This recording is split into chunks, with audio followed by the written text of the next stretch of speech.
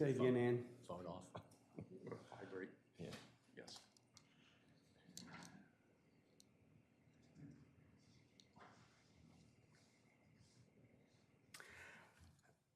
I would like to call this meeting to order. It's 1 o'clock on the 3rd of May, and the Stormwater Task Force is in session. We're going to start with roll call.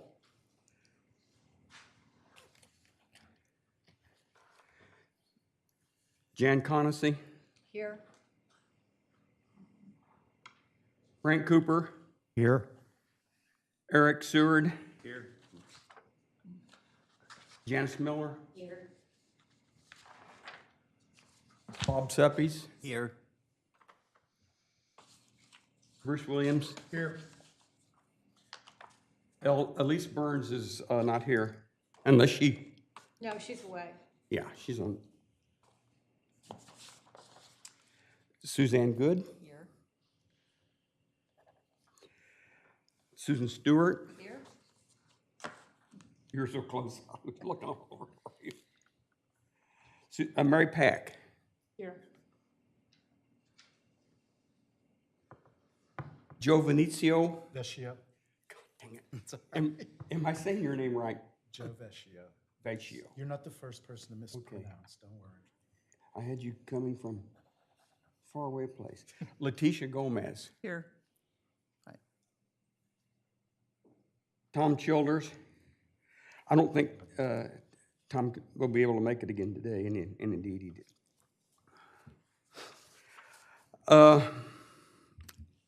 Has everyone had a chance to read the minutes from the last meeting? Are they provided? Do I hear any corrections or need to go over the minutes? Do I hear a motion to accept the minutes? Move to accept. All in favor, say aye. Aye. And so the TV camera can see you. And minutes of April 5th were approved. We have one piece of correspondence that I hope all of you have read, because that's what I've been hearing from citizens, and I'm sure some of you have been hearing some of the same things from citizens.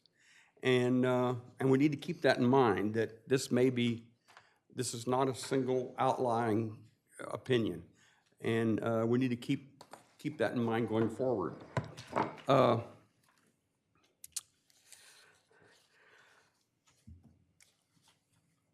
Dave's going to talk about the goals and objectives here in a minute, but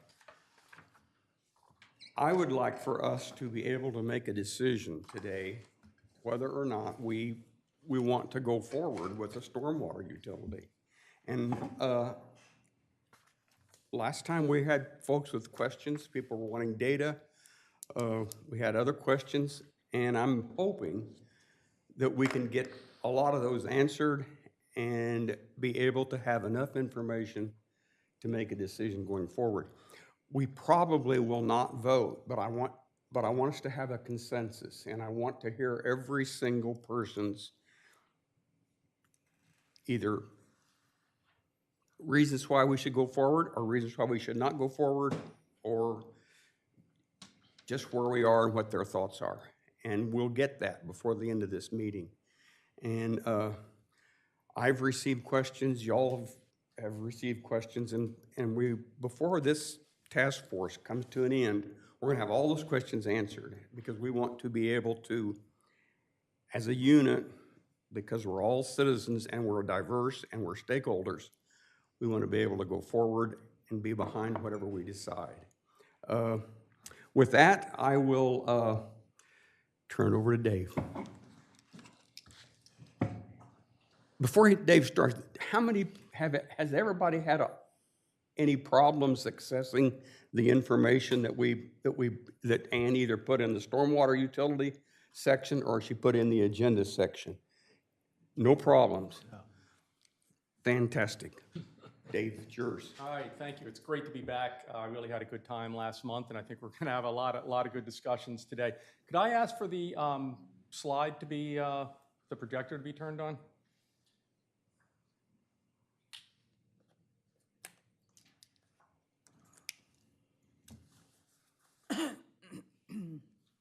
Guess while we're stalling for a second, I'll give credit where credit is due. Amy was so good with the minutes last meeting, so very good when no edits were needed, so thank you again for that.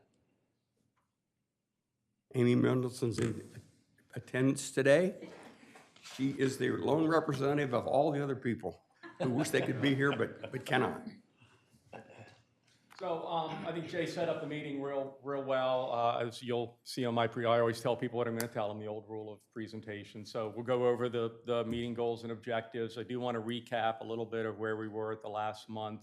And then we are going to go into the newer material, and we're going to start kind of way up here. Some exhibits I pulled from the city's approved budget.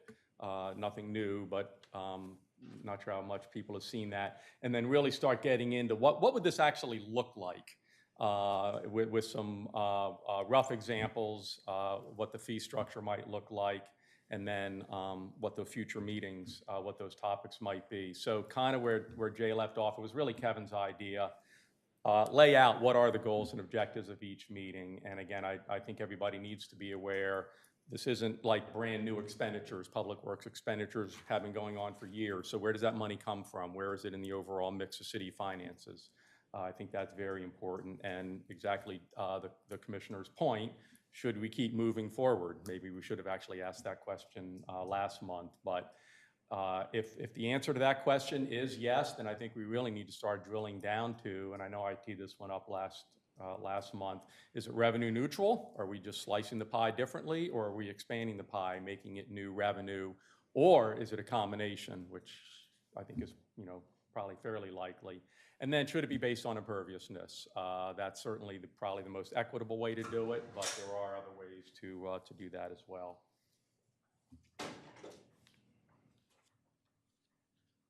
So didn't get into the money with this last month, but, and I'm going to pull up a spreadsheet here in a moment, but basically the city, we'll just call it the O&M, operations and maintenance, between personnel, equipment, some contracts, things of that nature, spends about $600,000 a year.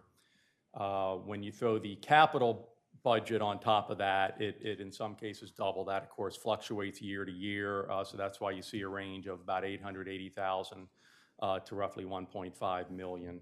So what I thought we would do now, let me, if you guys can just bear with me 1 second here. We thought now would probably be the time to go ahead. There was a lot of questions last month. They were all great.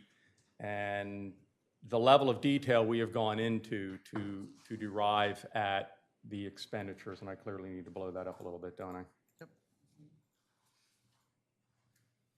That's about as big as I can get to keep all the columns on. Is everybody okay with that?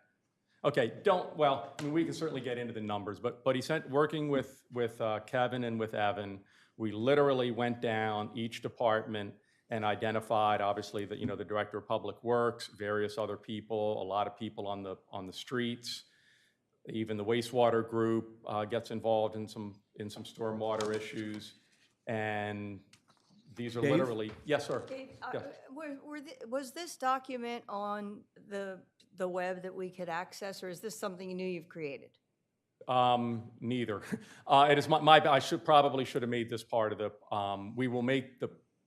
I will create PDFs of this, but this is the first time you were seeing it, and it was not provided in advance.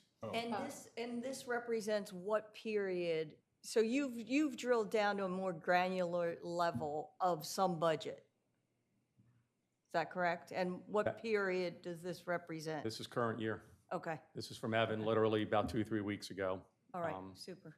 Is it possible to make quick copies of it and give us copies? Because I can't read it from up there. All right, And it didn't look vaguely Able to blow familiar. it up like 10% more, that'd be. How about if we forget, I can get into the outlying years in a I'm moment. not sure the numbers really mean anything at this point, other than that you can see the level of detail that went into coming up with. So when we say we spend $600,000 a year in O&M costs, it's just to provide you some gut feel that, wow, they really went to the heartache of picking out everybody that has a finger in stormwater and properly accounted for them. So I think at this point, anyway, that may be, rather than try to jump through hoops and get numbers. And the other columns, these are literally, we put an inflation factor on it, which we can certainly talk about with inflation, who knows where that's going at this point. But I think all this information probably was in the FY 2023 budget. Is that correct? And No, capital not improvements? Not in at this that level of form. granularity. Okay. Right. We just did this once we started working on the task force, a year ago or so. Okay. A quick question. When we talk about $600,000 in terms of operation and maintenance, obviously with operation, this is a small operation, so the Public Works Director does more than just stormwater. Right. So can you, not necessarily today, but if we're going forward, indicate exactly how much of the $600,000 is exclusively for stormwater? Column You're E. going to tell us that? Hang in there. Yep, column E. Thank you. You are quite welcome. So you can see that actually none of them have 100%. Some of them are, actually I think pretty much the majority of them are in a, 5, 10, maybe 25%. So again, I kind of have to agree with Kevin. We can certainly drill down line by line if you all choose of what the expenditures are. Clearly we think they're fairly defendable. The percentages are relatively low. But this again is to let everybody see the level of detail we really did drill down to in this. And then that ties into your slide that you just have with the bullet points of the dollar expenditures. It's exactly, Like if you sum that column, it equals your 800 to 1 point, whatever it was. 590,000. I rounded that to Okay. 6. Okay. Yep. Got it. Excuse me a second. Can everybody please sit towards the microphones? Because this is hard for when the recording's done. All right, thank you. Okay. Please ask away. This probably isn't the easiest presentation. We just kind of wanted to show that granularity as opposed to, getting too far into the details. But okay, so we have roughly 30, I think it was 33 employees. The city has identified spending at least a percentage of their time on stormwater. Did the same thing with all the vehicles and equipment, bunch of different pickup trucks, street sweepers, vacuum trucks, billy goats, et cetera, et cetera. We have the costs here. If I go way over to the right, there's also a formula. We did not try to take into account depreciation. I'll let the accountants, worry about that. We did basically the cost minus the salvage value divided by a service life and came up with an annual cost. So we again think these are pretty good. And the same thing, what percentage of each of these is being spent on stormwater? Okay. Third category, then we get into the contracts. The city has, I know, Kevin, I believe some of your guys will do some inlet repairs, but the more complex stuff they typically will contract out. The stormwater sampling, you guys obviously know what's going on with that and the bacteria issues going out into the ocean. GIS, that's computerized mapping. We could explain that a little bit further, but any modern public works agency definitely relies on GIS. Some other things, the storm scepter, outfall inspections, et cetera, these are all basically 100% on stormwater.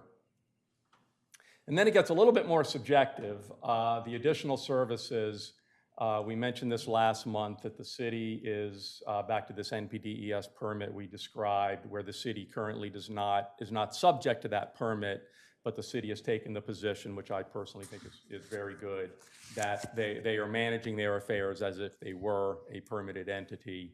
And that involves different things with stormwater controls, employee training, public outreach, et cetera, some storm pipe repairs. I guess those videos are actually, so this is a little bit of a mix of some things that are current, but mostly things that the city needs to start planning for. Yes, Bruce?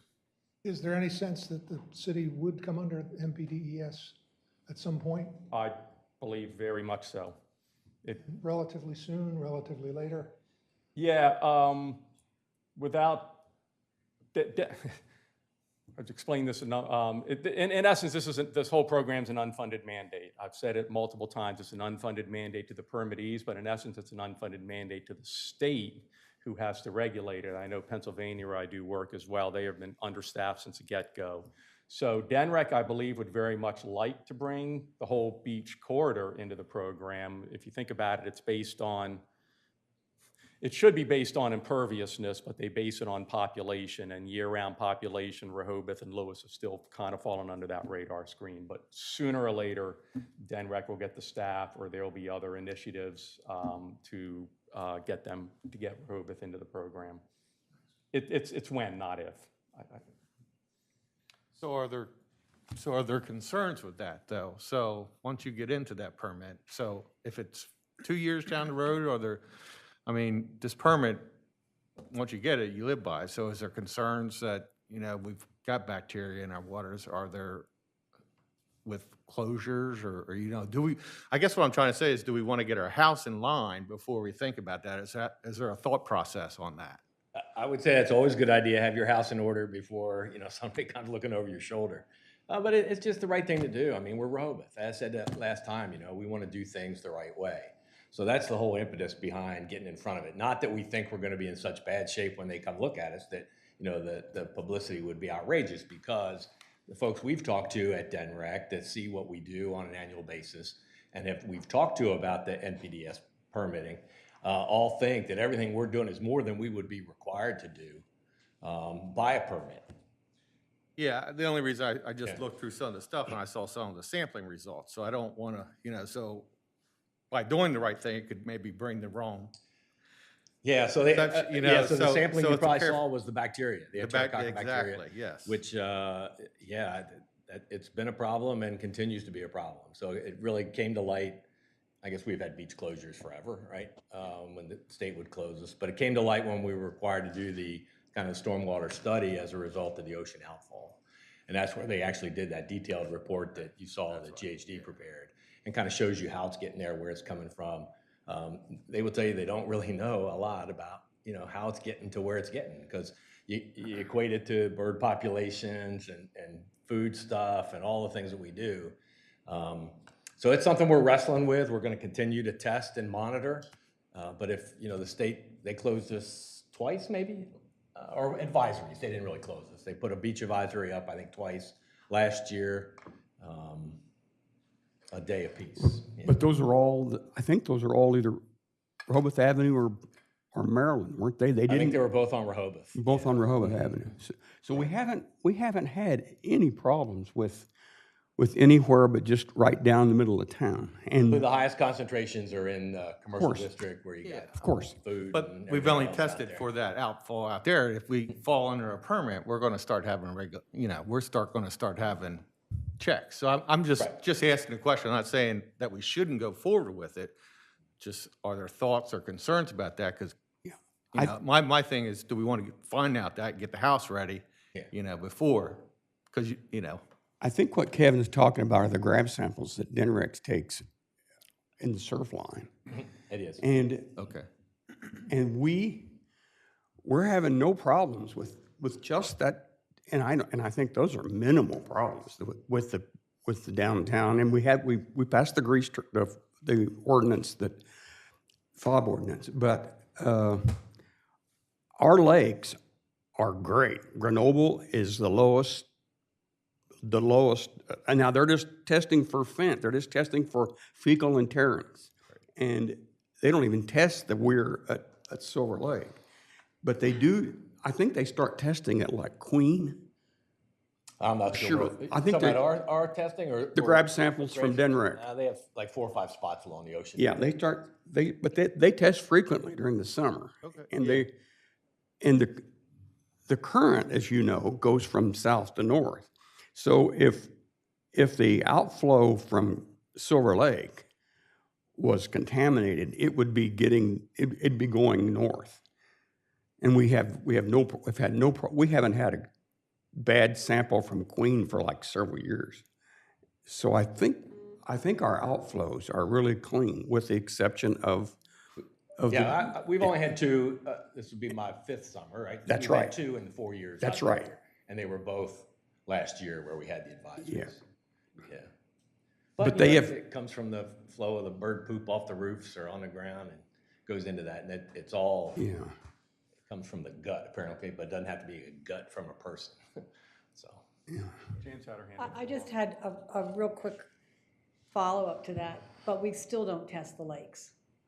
So there's We no do not. testing done. Nobody is testing the quality of water in Lake Gerard and Silver Lake. So we have no idea what it is now and how it will improve if we do something.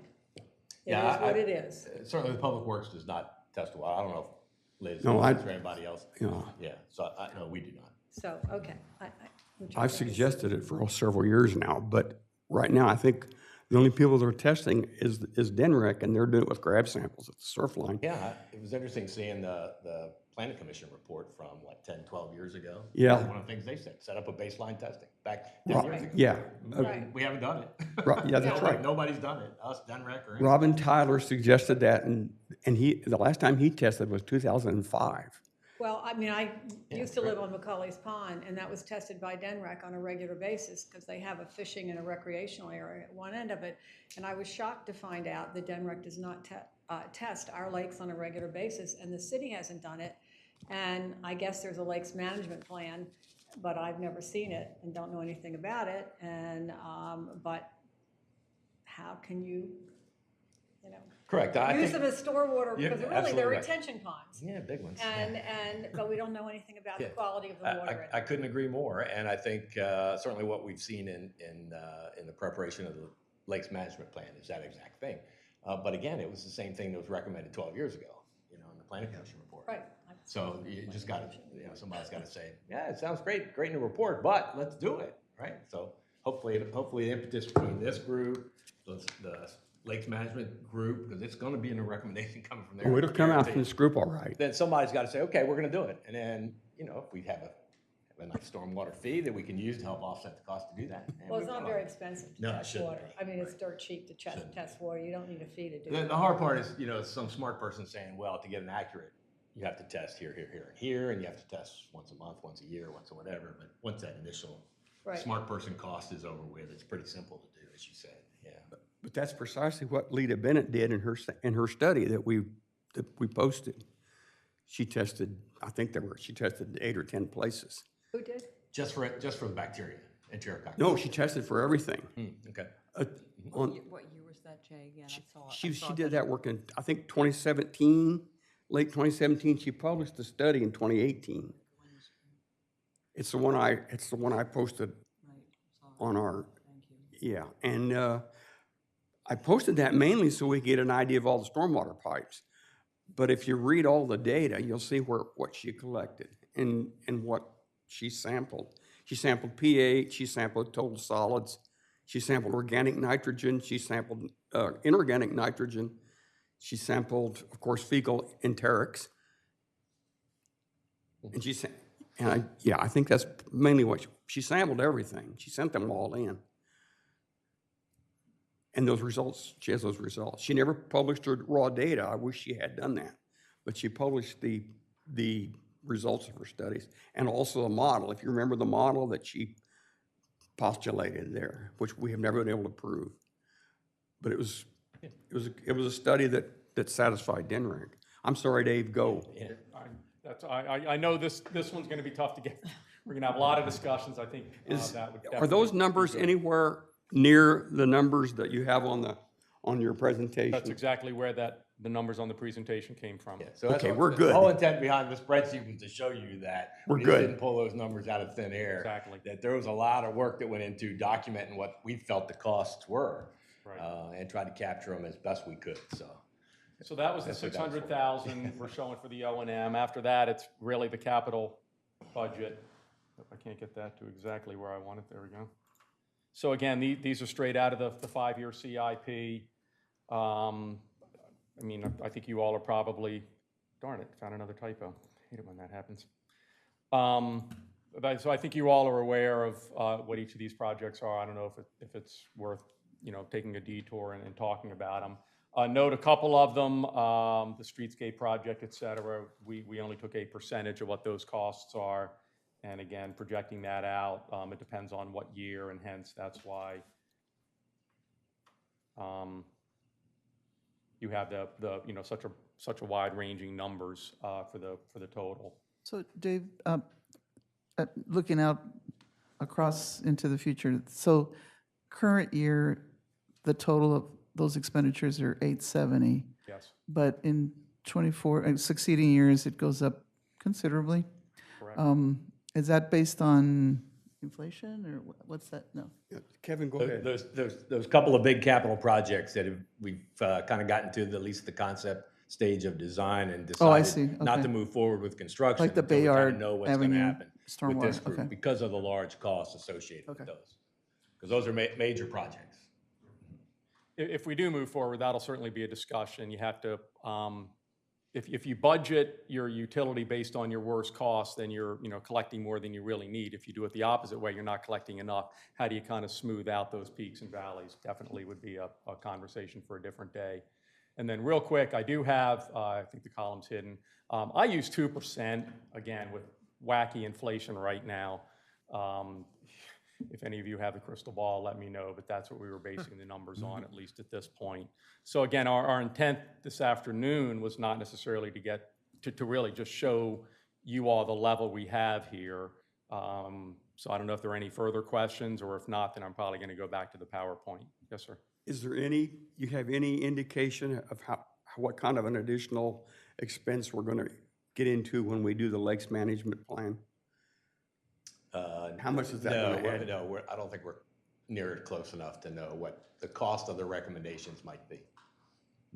Yeah, we do have a set aside, Kevin. I'm sure you gave me these numbers. It's just a 10,000. That clearly is study. That's not implementation or what have you. So, valid point is, are we missing projects? That was to fix a broken outfall one a year. I get it. Question about that lakes management plan. So that's a separate group? It's another group that's looking at that, or no? Yeah, we have a consultant that's preparing a report, because as you know, Silver Lake is touched by 4 different folks. We have a piece, Dewey has a piece, Sussex County has a piece, and then the state has a piece.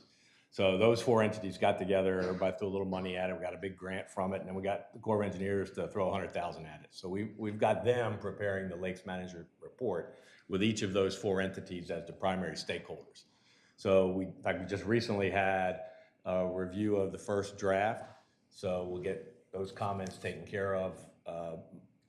Basically had some data gaps from some of the other stakeholders. So if they get that, they get another review, then it'll be ready to start going public with it, getting external stakeholders, involved in the review process and the like. But it's, I think it's scheduled to be completed in December-ish.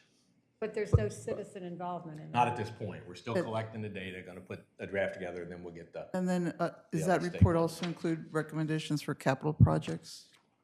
It may. To address whatever they determine needs to be done? It may, yeah. There's certainly warranted, I think, my opinion, there's something warranted down at the outfall structure itself, because, people are still arguing about who owns it, who controls it, who should fix it, and the like.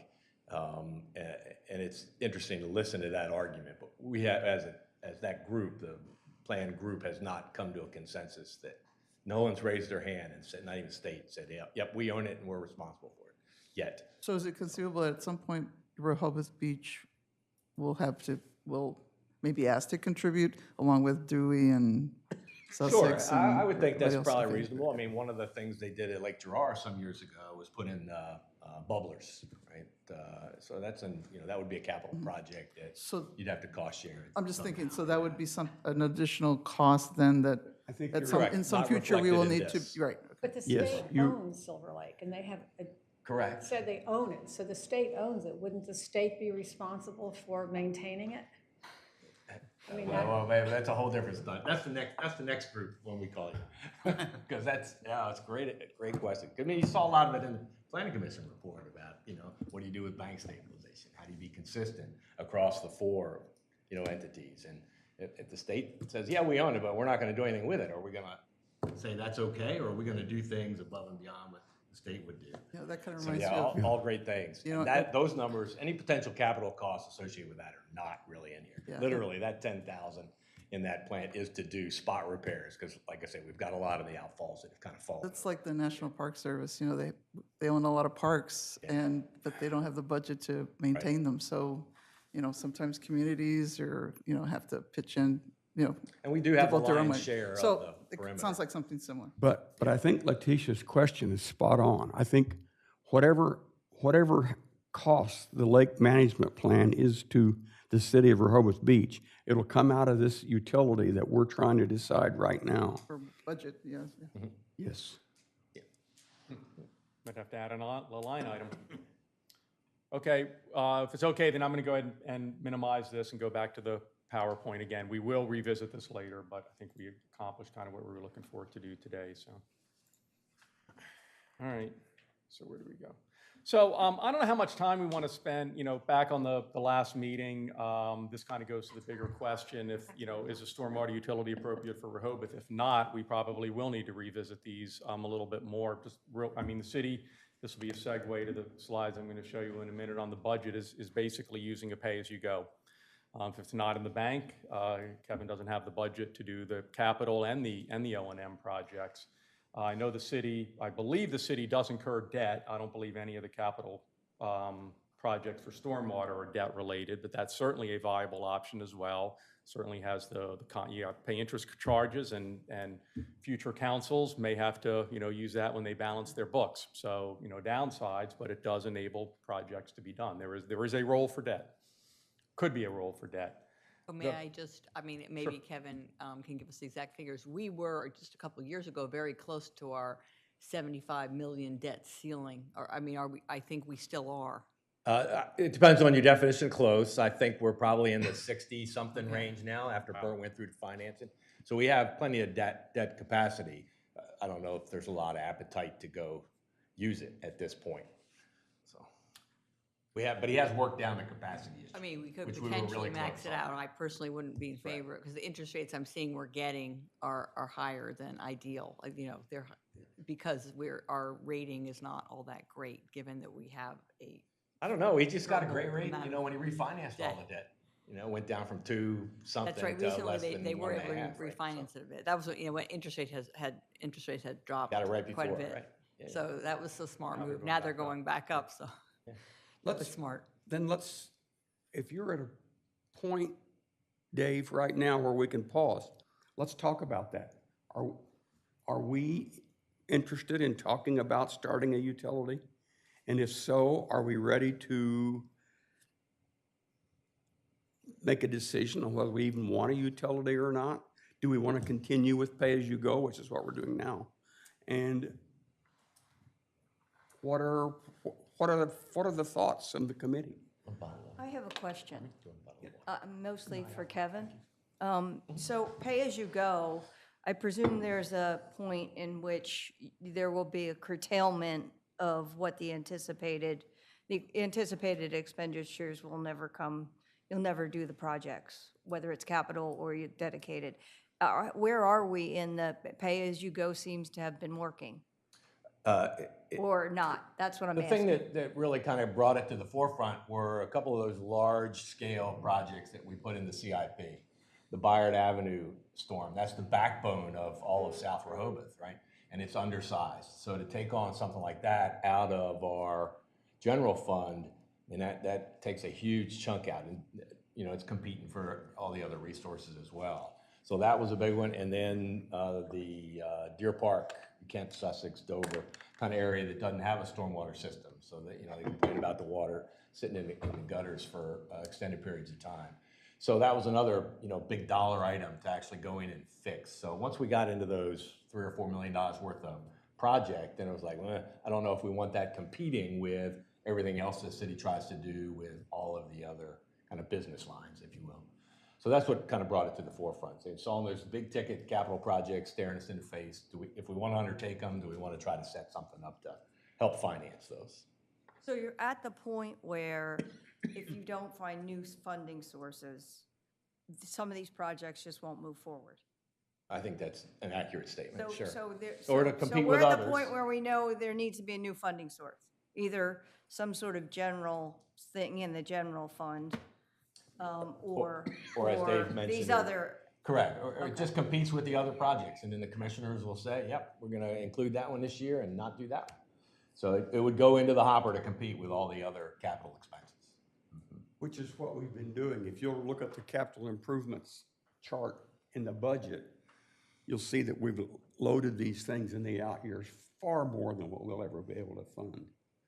When you put $1.5 million or 2.5, and I think we got something like a total of 9 million for the wastewater thing, that's just been put off.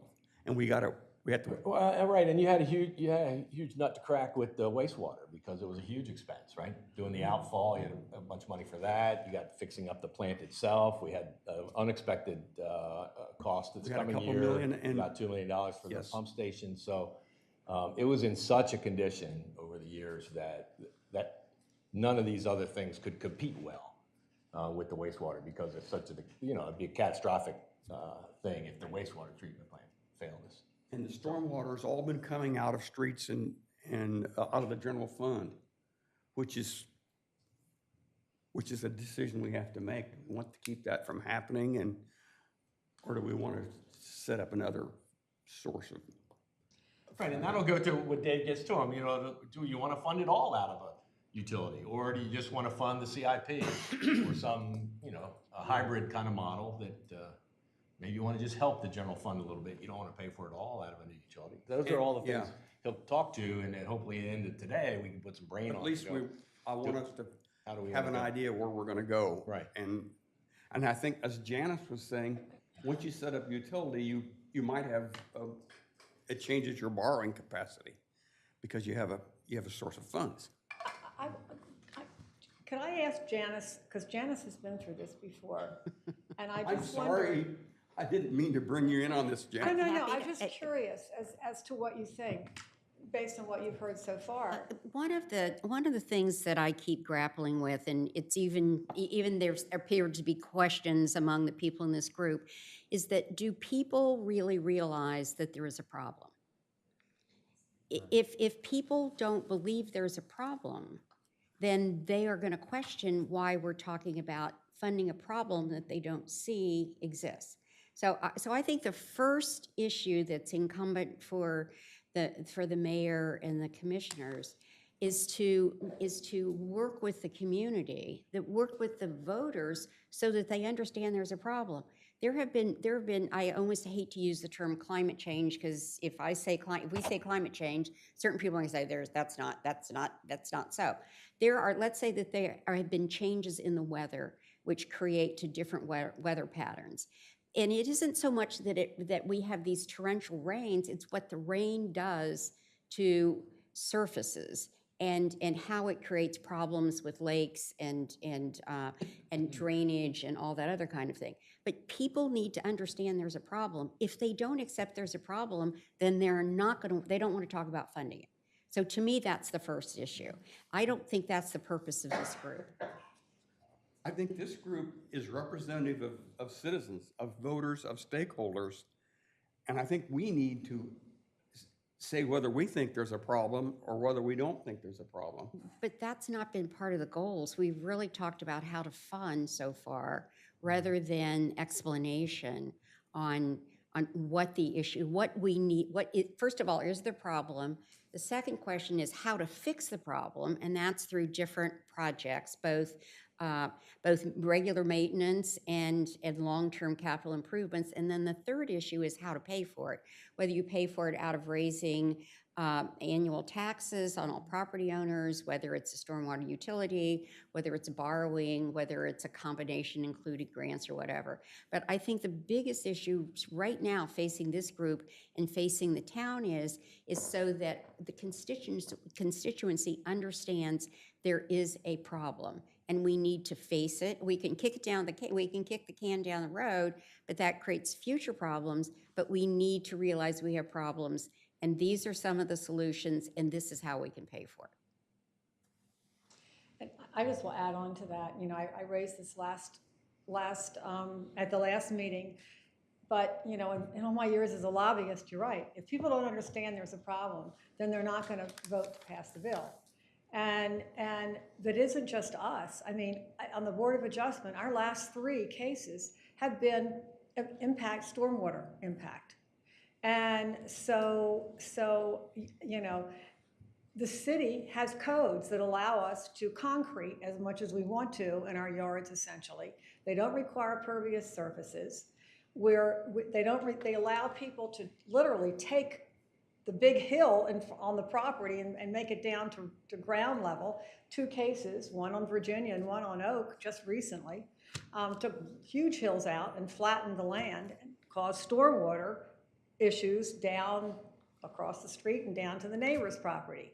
So unless it's personally impacted you, then you don't see it. I don't personally see it because it hasn't personally impacted me. But I see it with my neighbors, and I've seen it on the Board of Adjustment. And it's only going to get worse. But we have to keep talking about it, because if people don't understand it, they're not going to pay. And they're going to really be, pissy about the whole thing. But the city commission has to make, Jay and his peers have to change the code to require pervious surfaces when you're putting in driveways and sidewalks and stuff like that. They have to require some kind of, like Ocean View does, where you can't change the flow of water on the land when you build a house. Ocean View requires it. They require, I believe, a civil engineer sign off on a set of plans. So we don't require anything. We can, you can concrete what you want, as long as you don't exceed the natural area. You build a hotel, you don't have to put in a pervious pool surrounds or pervious parking lots or anything. And so we are as much at fault, the city is, by allowing this to happen. Then climate change, which I believe in climate change, having lost my house to a tornado. We have to change the city code at the same time. If we want to have a tax, a fee, whatever you want to call it, you have to change the city code, and you have to publicize why we're doing it. Because if you don't change it, then there's no point in doing all this. Do we here believe that do we not believe we have a problem? It has to start somewhere. We have to start somewhere, and that's the reason for this task force. Yeah, as far as the nature of the problem, if climate change is a politically divisive, we don't need to even include that per se. We have structural problems. We have aging, deteriorating infrastructure problems that are undersized, and the increase in runoff is from the increase in development. And those are indisputable. I mean, everybody knows that they're building bigger houses and hotels and whatnot. So I don't think you really need to get into politically sensitive things in order to justify the fact that we need infrastructure upgrades. I think that's kind of self-evident, and I don't. But I do believe what Janice said about communicating that to the public. So we get letters like this, the one we got about rain taxes and stuff. I probably have this letter. And you were saying, I think earlier, saying that this is what you've been hearing. Then maybe it is the job of this group to address the perception, the public perception, and maybe we need to do that in order to justify whatever funding mechanism we decide on has to have buy-in from the public. Heavy coastal rains and nor'easters are part of history here. It's not something from climate change. So that being said, everybody has seen that happen year after year after year. We get bad nor'easters, we get heavy rains that cause street flooding. Buildings are getting bigger and bigger. It's definitely a problem, if not now, then in the future. So I think that we have to address it now because it's just going to get worse. Well, to that point, I've been coming here for 20 plus years, and anyone who's been here about that long or longer remembers how much pervious surface there used to be. And so when those northeasters would come through, the water had someplace to go. It was easier for it to go into the ground. And to your point, that's not our current state. And so we do have a problem. And I think to your question, Jay, I think we need to continue talking about this because I think Janice said we can't dig our head in the sand because we have an issue. We've got some projects that have been identified. We have to figure out how to pay for them. Either out of the general fund, we raise our property taxes, or create a fee to fund them. But we need to take action because this is not going to go away. Bruce. First, I like the term climate resilience rather than climate change. It's easier to address in that context. And I think what we're dealing with is deferred maintenance and deferred capital projects. And we've got to come up with a way to fund them that doesn't put the projects in competition with other needs and has a dedicated funding source. Which is what it is now. Right. So a dedicated funding source is the way to address it. If you don't have that, you lose focus and it doesn't happen. Can we all come to that kind of an agreement? Can we all Not agree that, Part of it, maybe. I mean, I like some of what you said, but I take issue with that. The necessity of a dedicated funding source, even though you pointed out at the last meeting that one can draw this fee from some sources who don't pay, for instance, property taxes. But I'm still not convinced we need a dedicated funding source if we are more scrupulous about raising user fees and potentially bumping up property taxes with some sort of rebate for those who do add to their pervious square footage, whether that's replacing a concrete driveway with a pervious driveway, or whether that's getting credit for planting trees and shrubs. So, but a lot of what you said is fine, and I agree with Frank. Staying away from this new moniker, climate change, is probably critical, because not everybody's on board because of, if people look at historical climate patterns, not everybody necessarily draws the same conclusion that, it's that the Earth is definitely warming long term. when you say incentive, when you say credit for pervious, when you bring those terms up, you're talking about a utility or some kind of a structure. Well, to what Jan said, it's more incentivizing that in the code, which requires code changes, which would potentially mean some people would then get a rebate or get a credit on their property tax bill for recent improvements to their land. And they could also get the same thing on a utility fee. You could, but it's more work. It's sort of expanding the scope of government to have this other administrative task. But, it might capture impervious space a little more accurately. But is it enough of a difference between simple rebates for improving for increasing pervious space? Is it really? I mean, it would be hard to prove that. Let me rephrase this. I do not believe people should get credits for pervious. I believe the city should mandate it for everybody who is building a new structure or remodeling or changing. And I don't believe I should get it, because I'm doing it, and I don't believe I should get a tax credit for it. I believe that's my responsibility. And I believe the city should mandate, if you're spending $3 million on a new house, which people are these days, they should be required to put in pervious surfaces. And I don't understand why the city hasn't done it before. I certainly have asked them, and I know the building department believes it. And in Florida, a lot of communities, every road is a pervious surface. And that was like when I was on the city commission in the 90s, they were using pervious surfaces on city streets in communities in Florida. So, and the asphalt and the concrete and all that has improved greatly since the 90s. And so I don't believe people should get a credit for it. I believe that should be mandated by the city. We have a responsibility.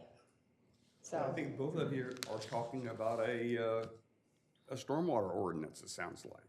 well, it's not I'm not, stormwater, but Jay. It's somehow, just the code is a disaster, and the code needs to be changed to reflect the realities of today. And in order to satisfy Suzanne and you, it will have to have some kind of a stormwater ordinance. Well, I would just change the code to say, here's what you can put in your driveways. It has to be pervious, period. Your sidewalks, pervious. It doesn't have anything to do with stormwaters.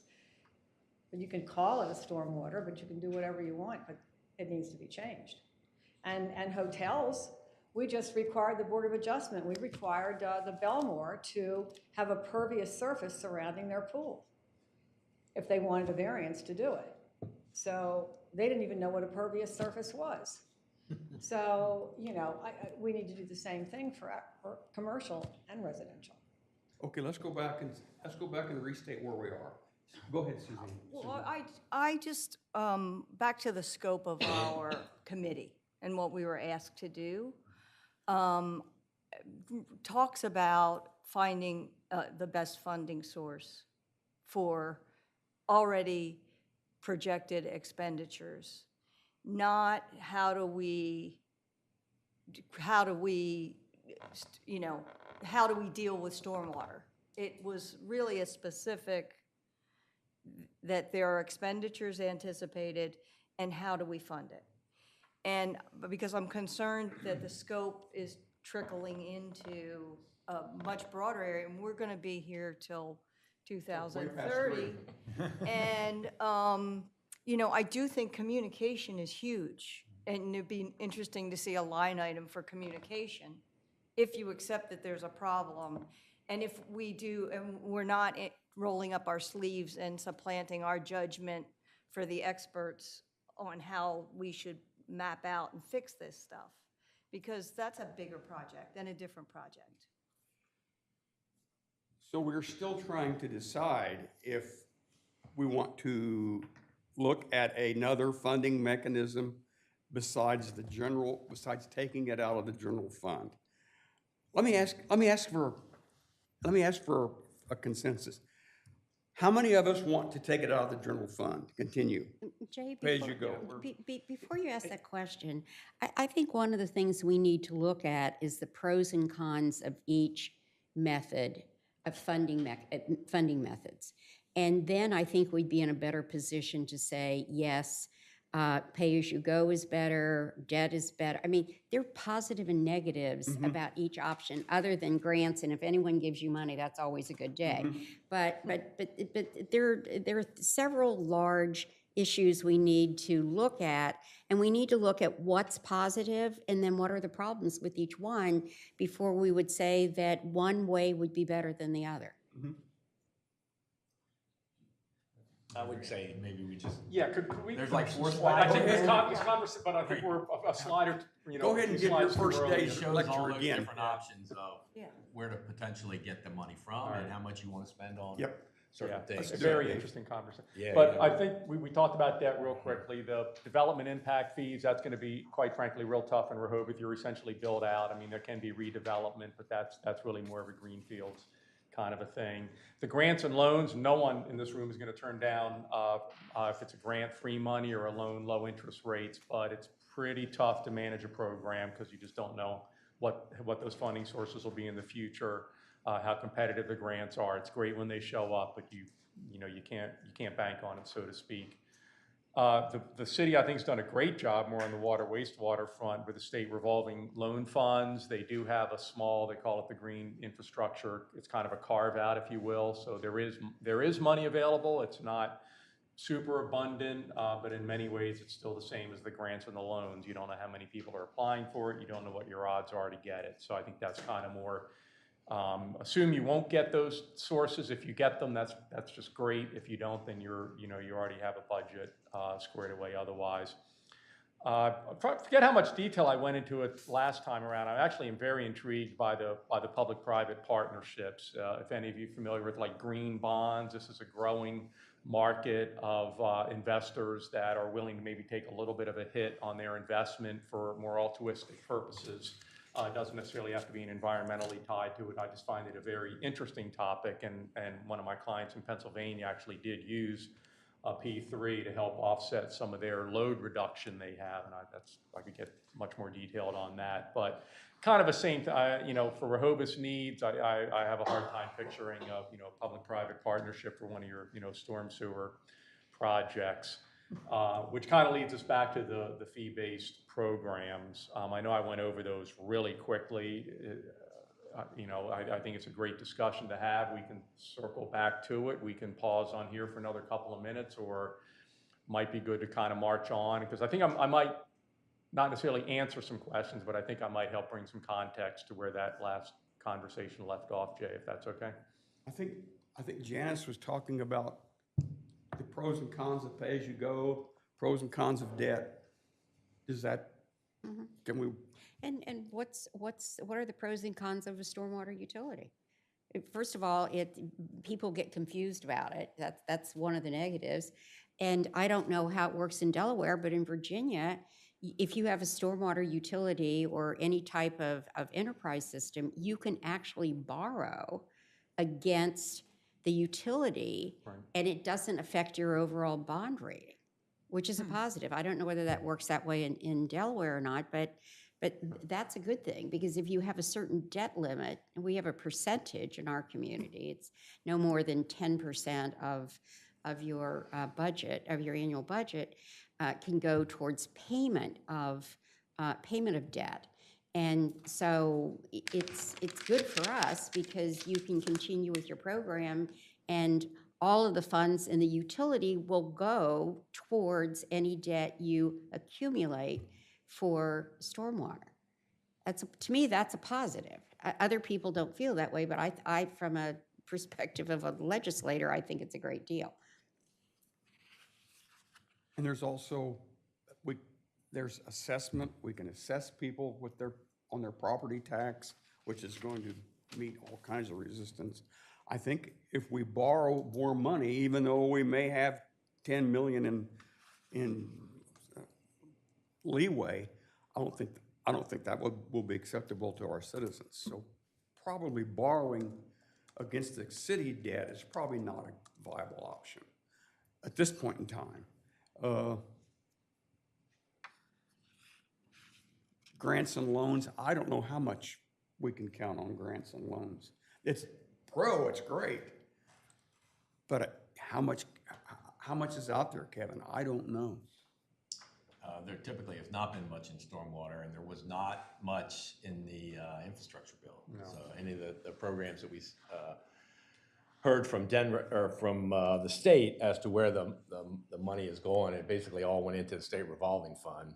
So to get access to the infrastructure money, you're going to pay your 2% or whatever it's going to be as a loan, other than some money in the drinking water fund, specifically for lead pipe removal and the like, is loan forgiveness. So I guess you take the loan and you don't have to pay it.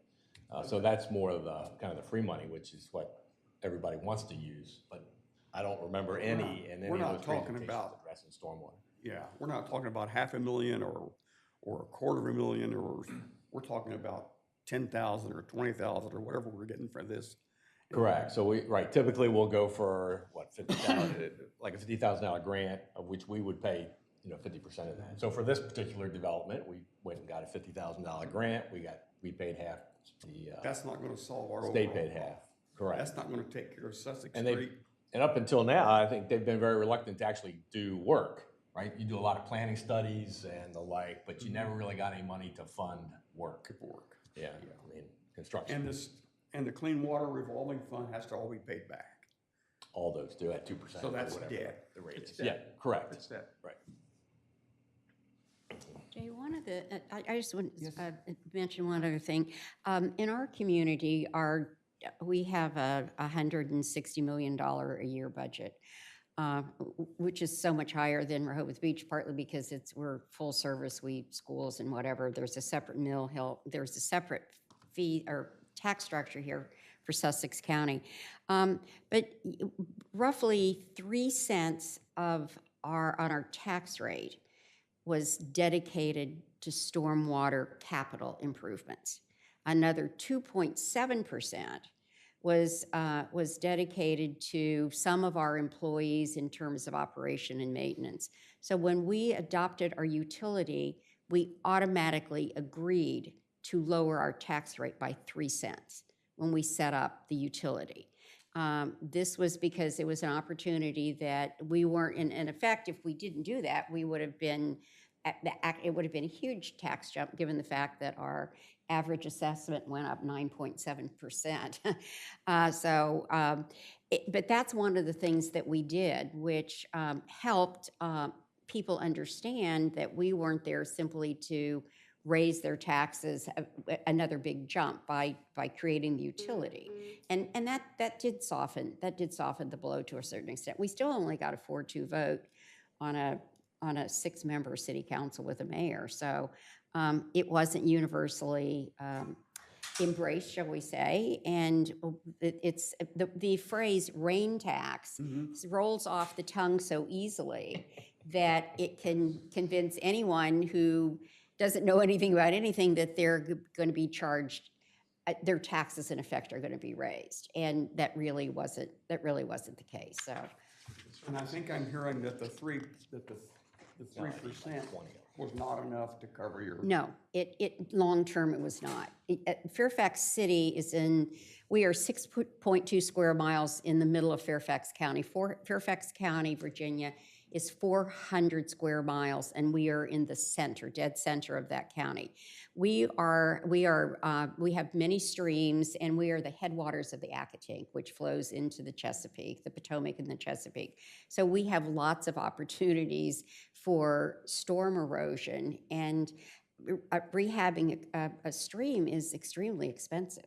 It's because it eats into private property and all that. So we have a long-term capital improvements program for stormwater, and we have had it for 10 to 15 years, and every year we were falling behind because we simply could not raise enough money with our tax, by having, actually last year it went to 3 cents. It only collected about $2.2 million a year, which sounds like a lot of money, but the bottom line is that if you have a long list of needs, it doesn't even come close. With the pandemic and labor shortage, supply chain issues, the cost for everything has grown exponentially in the last 24 months.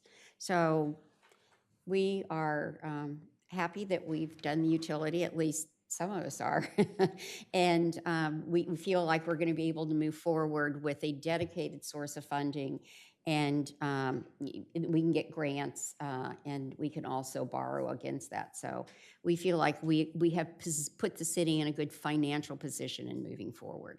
And it took us over 2 years to reach that decision, so it's not something that happens overnight. Not 6 meetings. Yeah, that's for sure.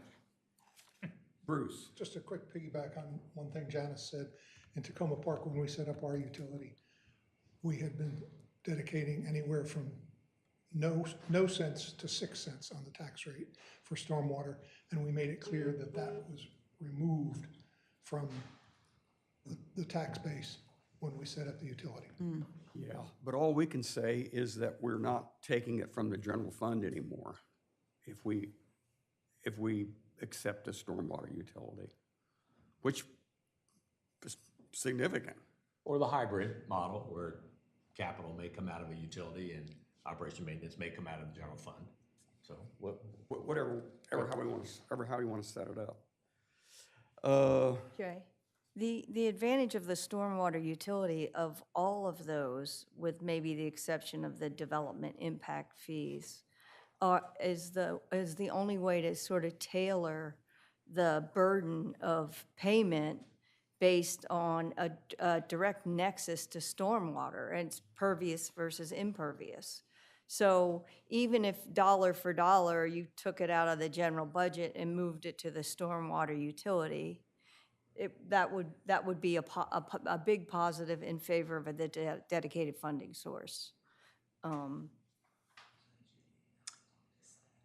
David, did you not say that the hybrid model was a popular or prevalent model? I may have, thank you, Susan, because that was one thing that I didn't hear through the whole discussion of the last several minutes, is the word equity, that is another aspect that is I have some sample slides here, if any of you looked at the deck before you showed, of, a parking lot doesn't have much of an assessed value, but if that's where you're deriving your revenues, the people with large parking lots are kind of getting a little bit of a free ride, is I believe what the economic term is. Those who don't are off. So there is a fairness issue, which Janice is, I believe, what you were saying. Frank, I forget if I said that last meeting or not. Maybe I did. And I think one of the, you finally did distribute what I call the homework assignment, the other references. There is a stormwater utility survey done by a company named Black & Veatch every couple of years, and I did include that because it's actually an extremely interesting study. But yes, to your point, I don't know the exact percentage, but I would say a majority of utilities report that they do not raise everything they need.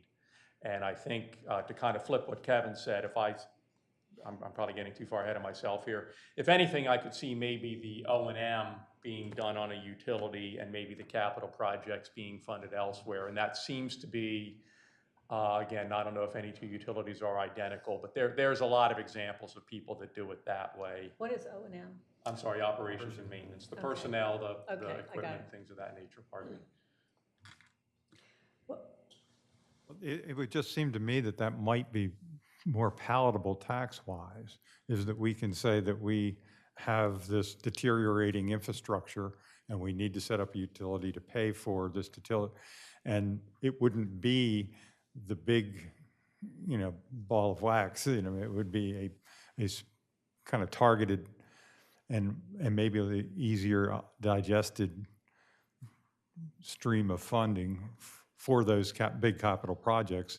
And then the rest we could just do as we have always done with all the O&M coming out of general streams. So it's sort of like we did with wastewater, you know what I mean? It wasn't a general fund sort of thing.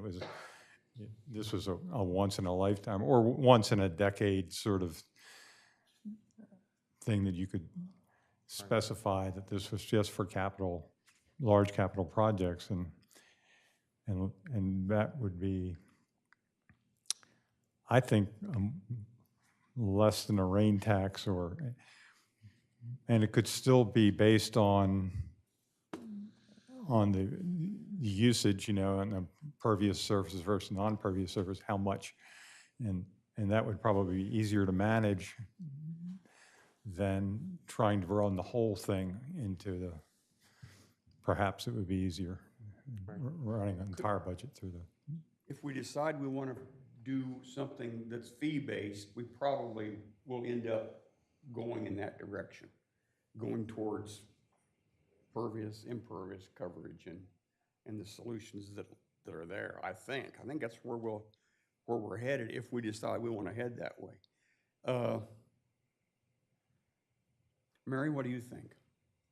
Well, I think that I'm very much in favor of the utility. I think it's very short-sighted to talk about not wanting to spend money on this problem and not want to talk about climate change when we live in a coastal town in the lowest lying state in the country, and it's not political. I've read the state of Delaware's report that came out earlier this year, and they're measuring at Lewis, the tidal station. I mean, the facts are there. We have dry water, dry day flooding and dewy that we didn't used to have. I mean, it really is changing, and insurance rates are going up. People are going to have to pay a lot more for flood insurance, et cetera, and yet they're going to argue with whatever small fee this is going to be for stormwater utility. I think it's irresponsible to get really hung up on spending money or in this way where you're going to have it identified as a utility. That's my view, and it doesn't even sound like a lot of money from what, at least when I heard the figures from Lewis and Wilmington and what people's bills are going to be. And so I think people just need to, I think Janice is right, I think we need to identify more clearly that we have a problem and that we need a funding source and then sort it out from there. But I don't think we should, at that juncture say we don't have a problem and we just throw it back to the budget. And also, it seems to me that the city staff, Kevin, is in favor of it, and I'd like to hear more from him why this really is the way to go. Thanks. Is there anybody else want to say anything right now before we go forward? In response to Mary, you have raised some really great points, but I think just showing Kevin's spreadsheet with the various projects that are looming in the next 3 or 4 years is sufficient. Trying to remind people that we're in the midst of a potential climate crisis or whatever, they're looking more specifically at their costs in terms of property taxes and with this add-on impact fee than they are worried about the long-term viability of this coastal town. So, but, I mean, you can add that in, but I think I don't think the public has seen that presentation. Was it from September of 2021? On all the pending and imminent stormwater, needed Sure, we've done one each of the infrastructure. last 2 years. Right, Yeah. so all we have to do is present that. To me, I don't know, does anyone else think we need to prove to the public we have, millions of dollars of needed repairs and maintenance done? I mean, I don't need more proof, particularly. I think you probably pay more attention than a lot of people do, Suzanne. And so I think that, just like, we just had CDP meetings and nobody showed up. So people don't really pay attention. A lot of people only come here in the summertime. Some people, huge numbers of houses now are owned by LLCs, and the owners never come here. They just work with a realtor and rent it.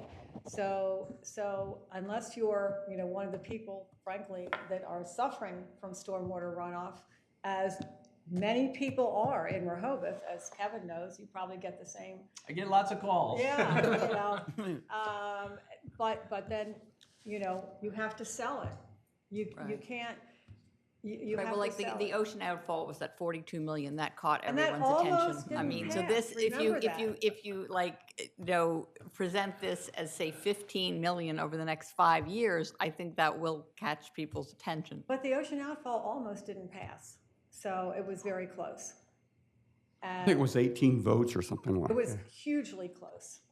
So, people, no matter, that they're paying $3 million for a house that, only cost 200 and some a few years ago, they still don't want to pay more. And you have to be able to sell to people, and you have to be able to convince the people who are suffering greatly now from what I've heard at the Board of Adjustment, from stormwater issues. That this is they're going to pay more money, but it's going to resolve the issues. And I think that selling the message is just crucial, and that it's a joint thing. The city is working from, administratively changing the code to reflect what we need to do, while this committee is working to put the funding in place. But it's all a joint effort. But I was shocked when not a single person showed up at the CDP public meeting. They have such confidence in them. Well, actually, I have more confidence in it now than I did a few years ago. I will say that. Much more. Eric, where are you, Eric, on this point? So, in summary, and listen to everyone, I've been coming down here a long time. I think the communication key that Janice has put out, is key. I think we need to communicate there's a problem, and then people will buy into that and understand that. And then, I look at this thing as two projects. We got to fix what we got first. I keep trying to say that. I think we need to fix that. Communicate that problem. Tell them we have a problem. Somehow, if we pay for that, the money how it is, I'm just looking at it from a high level, is we have a problem. Let's fix that problem. And then let's move forward to the A+, as I said, fix our house, and then let's go towards what we want to go to. But to get people to buy into it, I've been coming down here quite a bit. I'm going to live down here in about a month, full time. And frankly, I'm on 6th Street, and I didn't know that there was that much of a stormwater problem here. So, to Janice's point, to communicate, for people to understand, you can't just keep taxing them and saying this and that. They need to understand what they're paying for, or what they're going to get for it. Some green space. Hey, you're going to have a beautiful, like the parks that we've done. We put money into that. We communicated that. So this is what that money's going to go from. We've got a problem, let's fix it, and then let's make things nicer. And then go for the A+. To me, I look at it, like I said, two projects. Fix what we got, and then let's go for the permit you know, if that's more money. I don't know how that splits out, the money, but that's just my 360 view on. Well, we have to decide if we want to keep funding out of the general fund, or if we want to set up an alternate Well, source. I think we have to fix, the general fund sounds like that, you know, we're losing that battle already, right? So we're losing it. So now we need to educate and let's win that battle. So let's move forward with that. We're gonna fix that, communicate it, get everybody on board, and then, you know, I don't know the politics behind to get the money, but I'm not disagreeing with what we're doing. I'm just saying I see it as two separate projects. Are we ready to talk about a consensus? I, for one, Mary had wanted to quiz Kevin about what his perspective on. Well, I mean, you're the one that's going to end up having to administer this, and I had suggested blindly a hybrid model and whatnot, just out of curiosity. I'll be happy to. You know, because I see the deficiencies in our infrastructure every day. And I have to go out to Laurel Street or Brooklyn Street or St. Lawrence. Anytime there's a big rain, and we stand there and we watch the water come up, and I have to explain to the homeowner, I go, why aren't you, and when they yell at me, why aren't you fixing this? It happens every time it rains. I go, well, okay, but, you know, I can't, all right? I can't. Or I'd be fixing those all over town, and we wouldn't spend any other money but stormwater money, everywhere throughout town, fixing all these little isolated things. Well, and, you know, Joe Schmo on St. Lawrence, when his front yard floods and gets all in his house, you know, the other 2,000 people in Rehoboth don't really have an issue, right? Yet the guy over on Pickett Street, Sixth Street, okay, Munson, that drains and goes down Bayard and goes down King Charles or wherever and floods that guy's house, it's not a concern to them, right? Because it's not in their house, not in their yard. So that's the difficult position I get put in whenever we have these isolated floods, that I, as the public works director, really can't say that, well, you know, the system's under-designed and growth has happened in the city that contributes to this, but is it the city's responsibility to fix? And if so, does it come at the cost of your wastewater treatment plant or your drinking water system or whatever? So those are the things we try to balance. So we try to come up with some interim, you know, kind of sexy little solutions that might help. Certainly it's not going to stop the fact that, you know, now you get the 100-year storm every year, you know, instead of every 10 or 15. So those intense rains are when our system fails, because it's just not designed for that volume of water. So I get those calls every time there's a big rain, right, every time. Well, my specific question was about the funding mechanism and what you think would be the easiest to manage from the city's perspective. I'd be the first one to say that I don't pay taxes in Rehoboth. Right, yeah. And I don't pay parking meters, and I don't do that. I work here. Yeah. So it'd be hard for me to say. I'm a proponent, as a guy having to fix everything, that I need more money, right? Generally, I need more money for water, wastewater, stormwater, streets, everything, because it kind of sat idle for a whole bunch of years. And some of the infrastructure things weren't done on a routine basis. So we didn't really have kind of a routine maintenance program established. So we've tried to get into that. So and Suzanne yells at me all the time, you're always asking for more money. You need more money. I need more money because I know where I want the... I don't yell at you, no. I know, yeah. You speak very I recognize passionately. the cost Right, because of- I'm trying to fix things, Your costs have but gone I'm up fixing a things that lot. really don't impact her at all. So she sees her property tax go up, or whatever tax go up, whatever fee go up, and she doesn't see the benefit of that. But that's, I think, citywide, because a lot of these instances are very small problems, but require a big solution. Bayard Avenue, perfect example. Right. Because Bayard Avenue, that backbone floods Philadelphia, it floods Brooklyn, it floods Laurel, it floods St. Lawrence, when it can't get to the lake fast enough. Right. And to do that, and to dig upstream to do that. So then do I say, well, do I want to dedicate the whole capital budget this year to fix Bayard Avenue? Or am I better off, you know, doing other things and spreading that money out and just sucking it up every 3 or 4 times when Joe Schmo's house floods?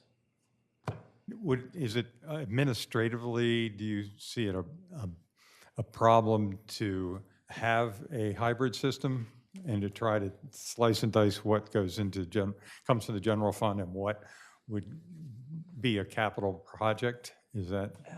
I don't know that it'd be that hard to administer, really. I mean, Bert down there, he's Bert would tremendous. do it. So something He like does Bear? it anyway, Bert but he does knows where every penny goes and how to. Yeah, do it, okay. So I don't think So it'd be it's not that an big issue. of a burden. That's not an issue. Okay, it's time to fish or cut bait. I think we've discussed this until we're discussed out. Bob, are you up or down? Oh, well, I'll say a couple things since. Okay, before you do really- that, can I just say that a vote up or down, you may not be sold on it yet, but need more information or talk about another meeting or whatever. But if you're ready to cut bait now and just say, nah, we're not going there. Yeah. Let's cut bait now. I think let's do that. But if you want to keep but talking. with reservations, and that's why I want to ask everybody what they individually and not have a vote on it.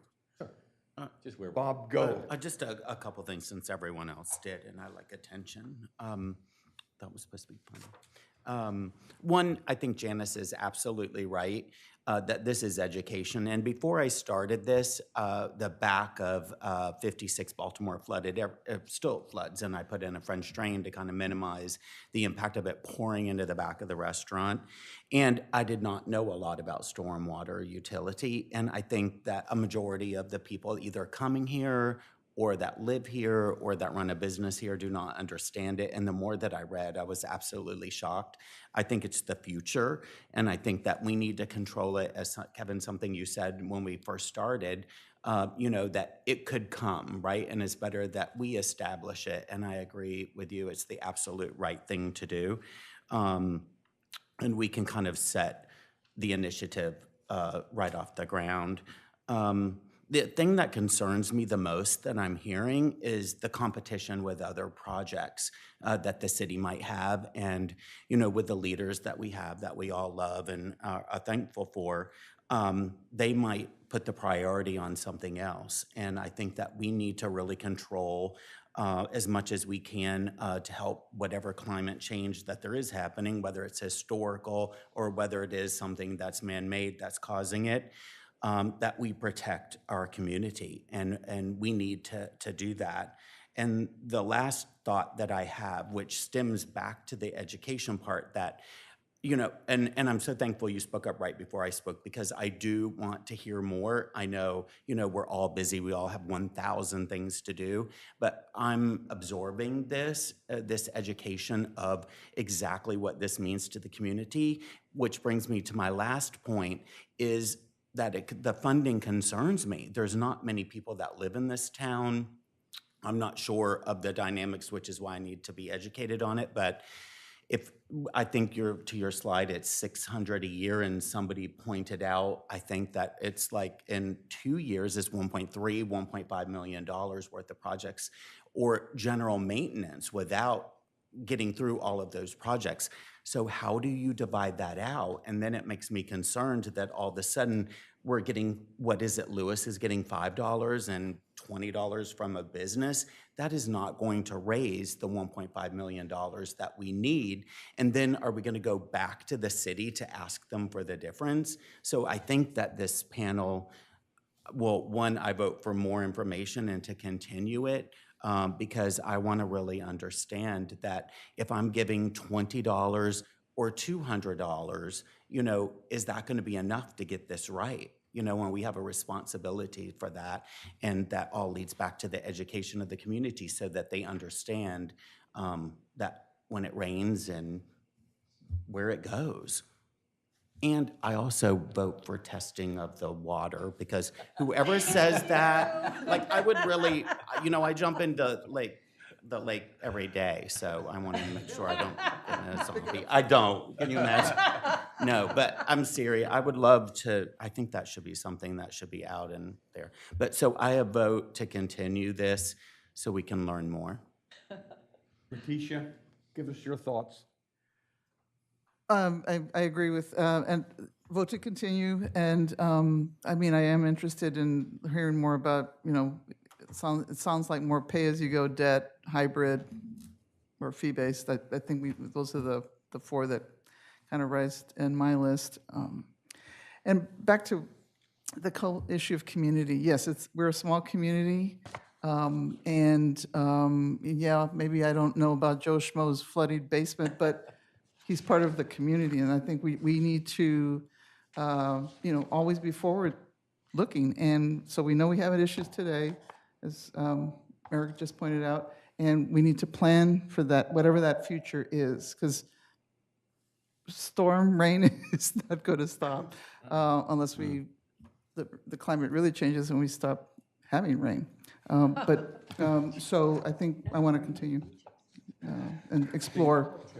You're in favor of going to utility, as is Bob, and pushing forward, Yes. as opposed to stopping and going back to pay-as-you-go, which is what we're doing now. Correct. Yes, I'm for it. Eric?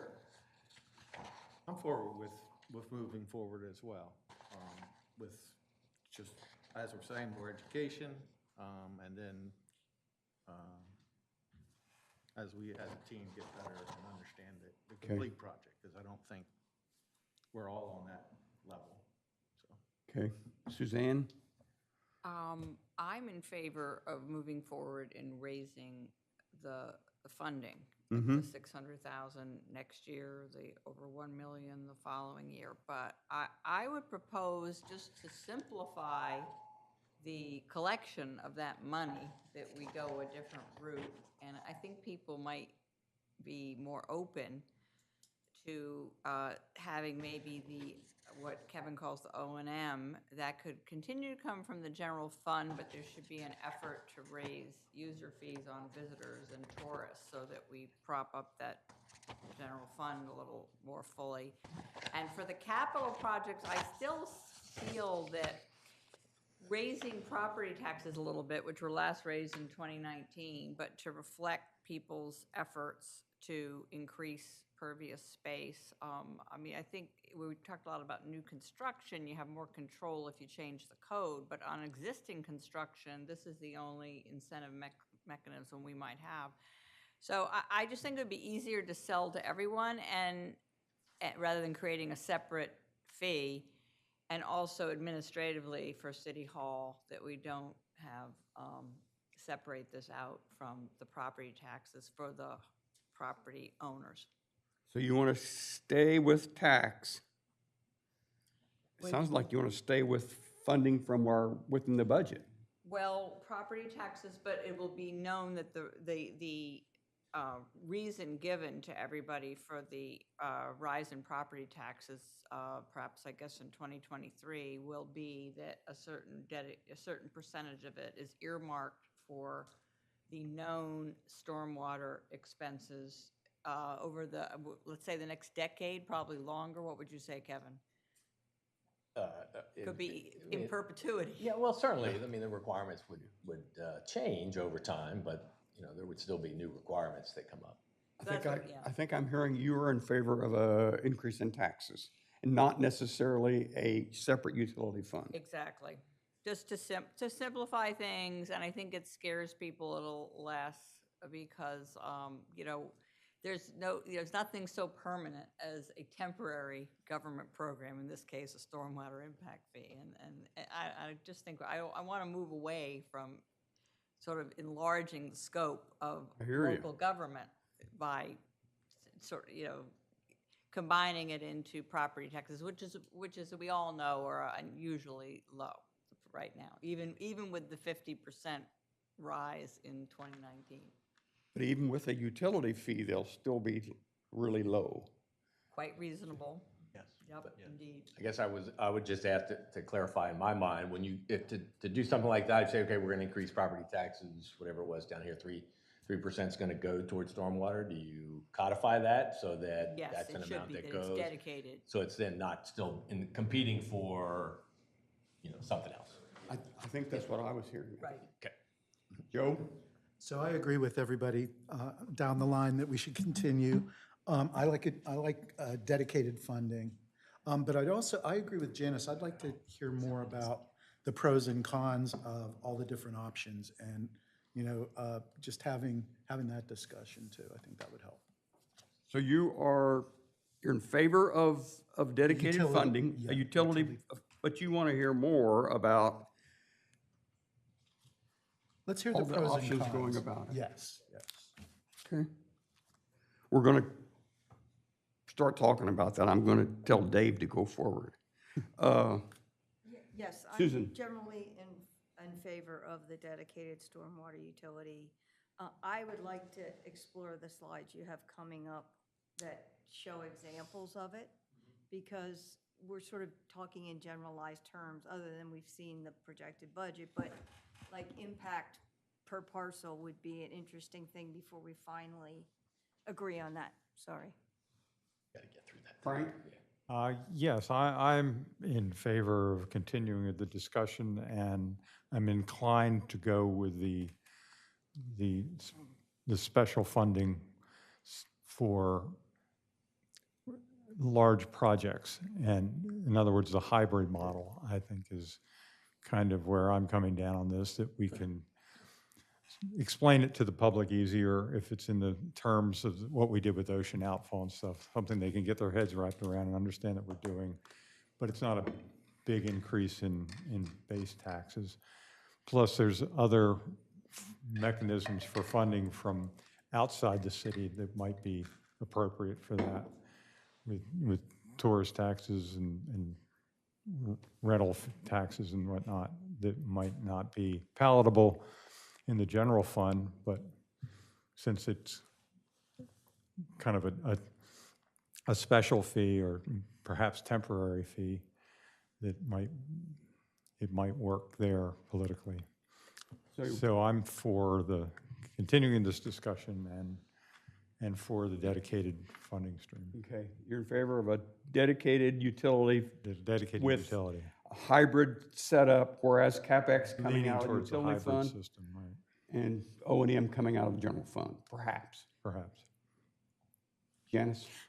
Continued discussion, look at pros and cons. I'm in favor of a dedicated source of funding somewhere, whether it would be in the regular operating budget or in a stormwater utility or someplace else.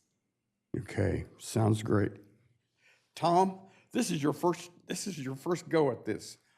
What say you? It's been mentioned several times, but I think public education is the first thing we have to do. We have to convince people that there's a need for dealing with this in the first place. And I've heard it here more or less, but I think that is our first job.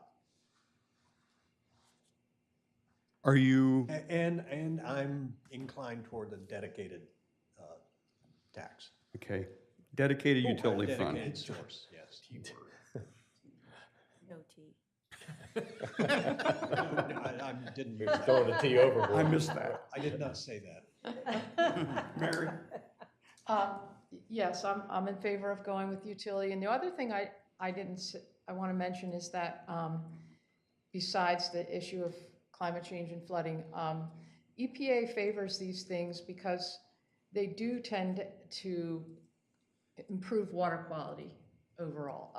And just having the stormwater utility in place, and I'm not sure maybe Dave can speak to it more because I'm just now becoming more familiar with the idea, but if you look at the EPA's literature on it, they do seem to feel that communities that have it, it does improve water pollution issues, so.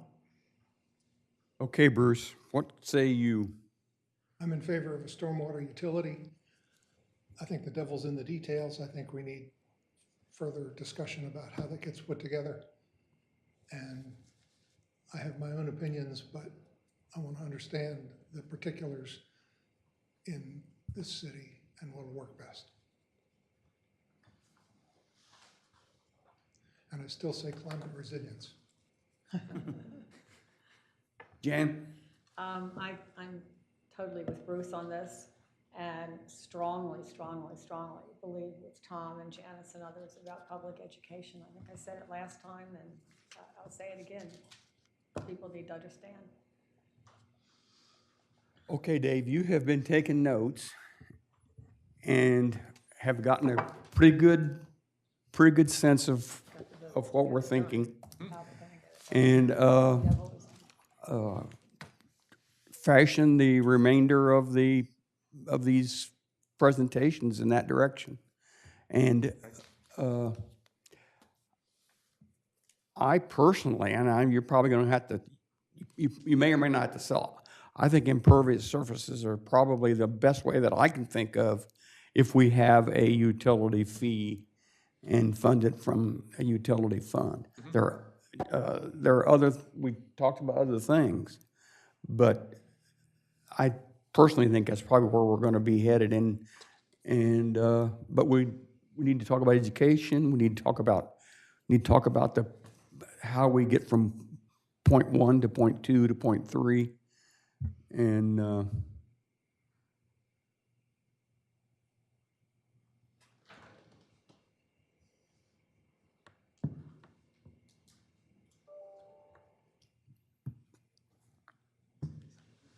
The examples. At least get through the examples. Yeah, I agree. So Jay, there's a little over 20 minutes left. Yeah, Could I just I was looking at suggest- that. Let me just go ahead and do the rest of the slide deck. Let's do that. We'll probably not leave because it's going to lead to more questions, but maybe we can use that as a stop-off point. But no, it's very good. I call it getting the temperature of the committee. And I think I'm probably going to go ahead and start segueing to where you all want it to be. Good. Anyway, so hopefully. So this is actually from last year's budget. I was not able to, this type of an exhibit was not available in this year's, but I don't think, the numbers might have changed a little bit, but the way the pie is being sliced, I think for all intents and purposes, is the same. So clearly the city's getting a majority of the revenue from the parking. And there are a lot of other fees and rental tax and things of that nature. And I think somebody mentioned it a moment ago. The property tax is actually down here. It's only about 11%. So it's really I'd have to check other cities in Delaware, but I would say that probably puts Rehoboth on the lower end of how cities are funding themselves, what it's deriving from property taxes. Interestingly enough, it was only about $2 million. So if you go back to the fully funded, including capital, is about $1.5 million. So just interesting trade-off. So when we talk about the revenue neutral or new revenue, if it's certainly revenue neutral, then the discussion needs to be, how is this pie going to get sliced differently? Are we talking about some sort of a property tax cut? Are we talking about lowering parking? I don't know, but that clearly would have to be a conversation. The other one I have, again, same, it's last year's budget, is just the expenditures, and was just going to comment that I don't know exactly where Kevin's, O&M and his capital, but they're buried in there somewhere. I think it would be an interesting discussion if there is some sort of a tax increase, earmarked. How would that get articulated in a budget? I'm not I guess Bert's the gentleman's name. I'm not the finance director.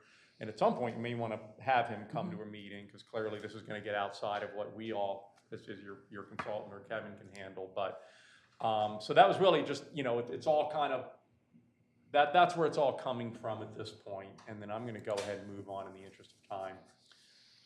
So this is really, really, really big picture.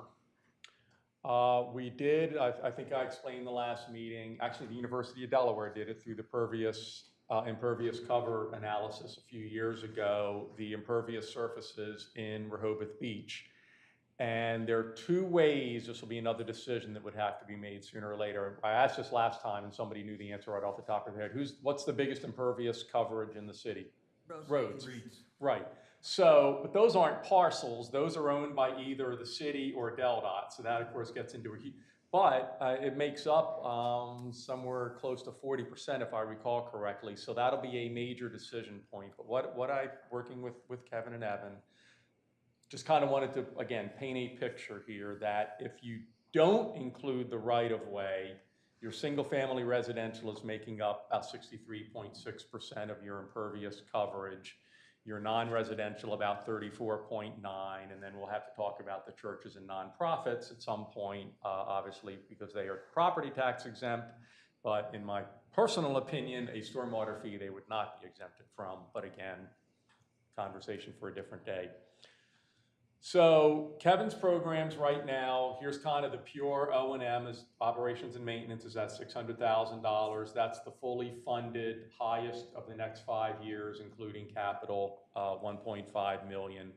There's a total of about 8.9 million square feet. So on a square foot basis, that range would be between, somewhere between 6 and 7 cents and 17 cents a square foot. All right, everybody still with me? But is the 40% included in that? Is the 40% of the city's streets in? No. No. That is included on this one. Right. Okay. Next slide. So coincidentally enough, the single-family residential and the roads are almost identical in square footage. Looks like there was a rounding error there, but for all intents and purposes, they're the same. So you can see the single-family residential drops to about 39% and the non-residential, and you can see. So it's the same identical math, although now you have about 14.6 million square feet you're playing with. And so to fund that $600,000 out of 14.6 million square feet, you'd be looking at about 4 cents a square foot. To fund the 1.5 million, you're looking at about 10 cents a square foot. All right. Again, very high very high level. At this point, well, let me go to the next slide and then I'll Quick question. Sure. Where do condominiums fall into your categories? Under Condominiums, residential? excellent question, fall as a non-residential because they are typically, well, I shouldn't say one owner, but they are typically treated as, I think, and this is where I need Evan's help once in a while, how the city assesses and how the city levies property taxes. But for my purposes, at least thus far, anything that is not a single-family residential, condominiums, apartments, et cetera, are in a non-residential category. And how many residential parcels do we have? Pardon me? The number of residential parcels that are in. Yeah, I don't know that off. I mean, I have my spreadsheet get here that if you for want me the to next look at meeting? it. Yeah, sure. So Jen. how do you do mixed use? Because there's lots of apartments all over downtown on top of the buildings. You guys are great. Yeah, right. This is on like 2 agendas from now, because quite frankly, I don't know. That's a great okay. question, All because you right. could have commercial on the bottom with either apartments or Right. condos above it. People have no idea how many apartments there are in town, but there are a lot of them. Yeah, again, you'll see in a moment why I have that on a future agenda. Bruce? And just to give you a point of information on what you were talking about with condominiums, I know in our case, individual unit owners get taxed and get assigned a square footage of the property. Okay. The condominium association is the overall owner, but doesn't pay taxes. When you say ARC, are you meaning Rehoboth, or do you mean Tacoma? Duval's where he lives. Okay. So that's one of the things that I've been interested in seeing how that works. So like I said, there's a lot of nuances here. I don't want anybody to be locking in on these numbers as pure solid, but I thought we need to start painting the picture. I should also say, and one of you, Janet, might have been you, I know Evan forwarded me an email. I contacted Kevin a couple of weeks ago. I tried to get a breakdown of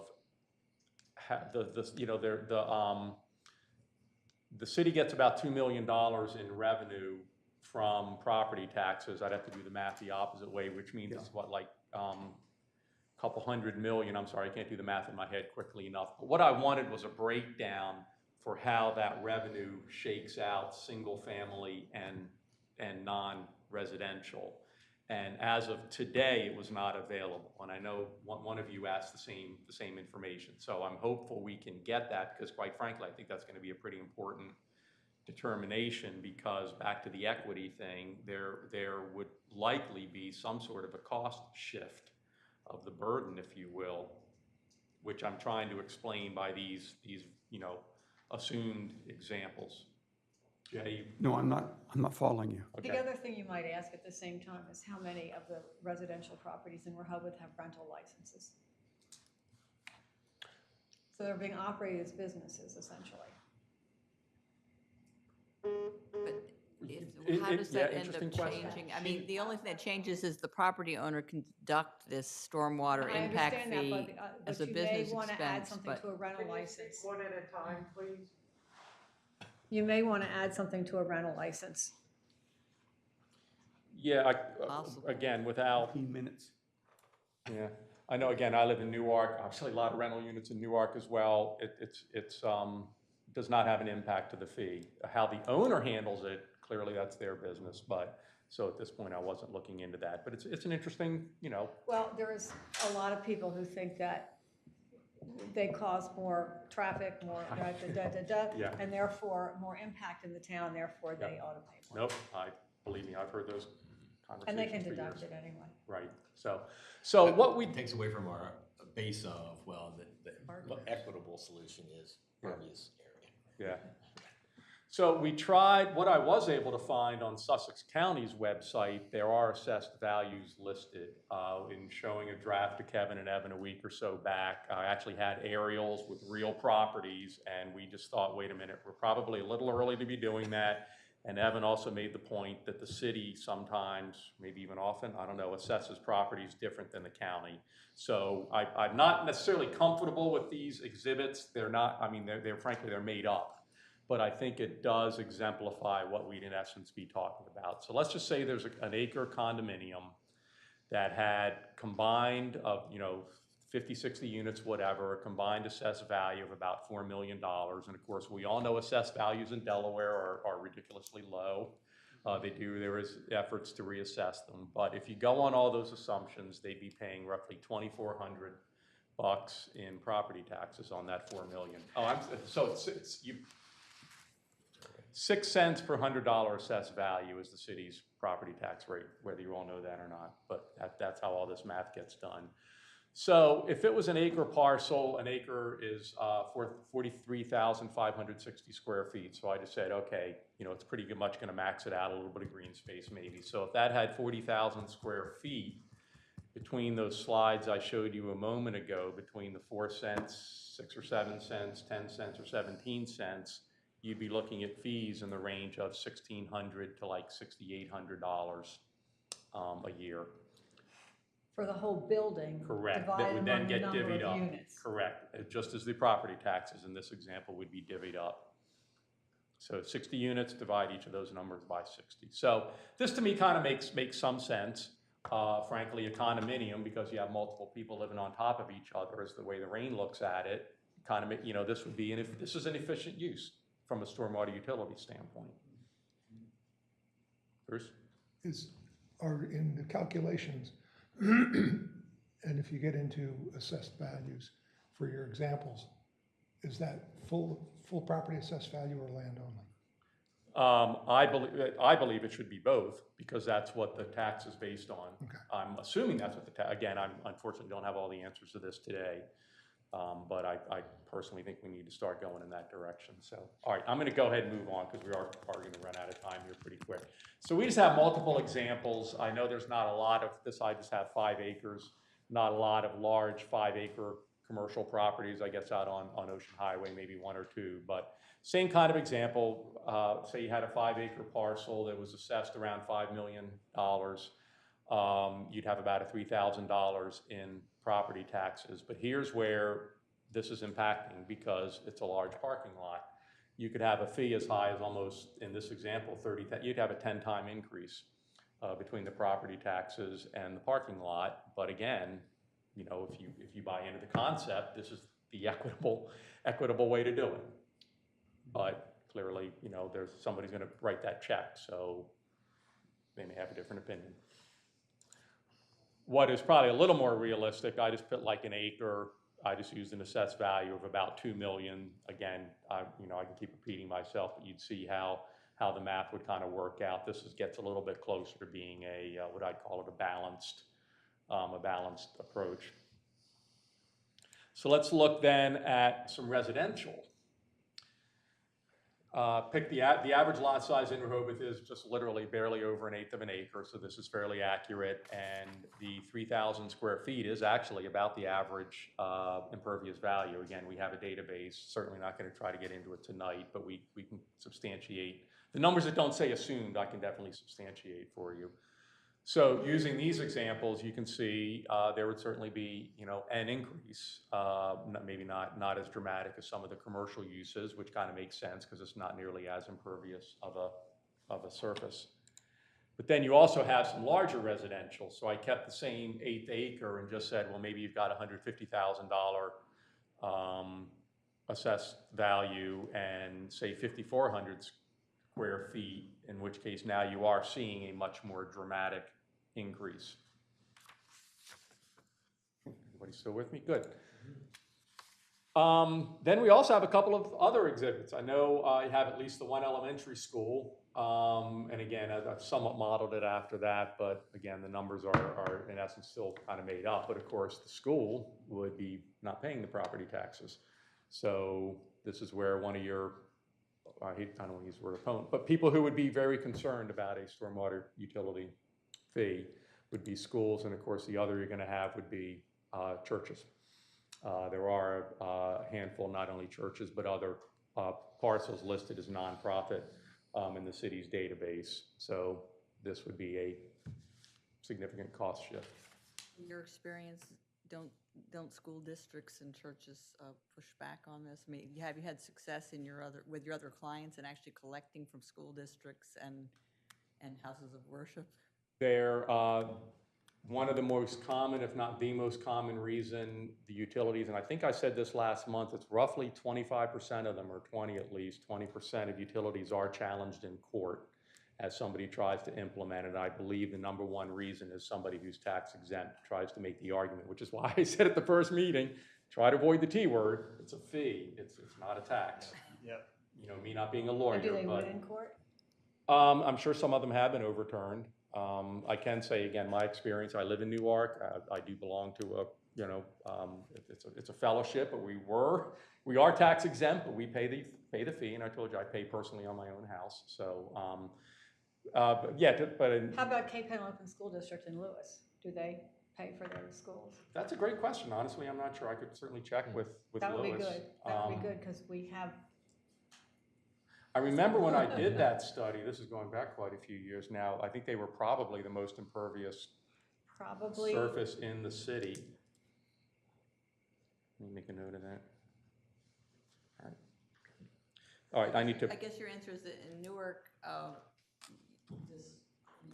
you think there haven't been a lot of objections, and school districts and churches have complied because it's called a fee rather than a tax? Has that been your experience? And I guess I haven't commented earlier. Absolutely, wholeheartedly agree. There's got to be a great, if this moves forward, a great PR, a great public outreach effort. The city, and I should also say this goes back, and I believe I mentioned it earlier, I was on the city council for 10 years, from 03 to 13. We actually looked at a utility in about 09 and 2010. If you all remember what those years were like, they were not good years.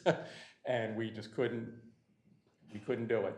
And so the city went through 2 or 3 stages, and by the time they really got to it in 2017, 18, people were already aware of it. They'd gone to meetings, so there really was not much pushback at all. That was at least Newark, you know. What does the state law say about charging fees to nonprofits? In Virginia, nonprofits are tax exempt, but we can charge fees, so we will charge them the stormwater utility fee.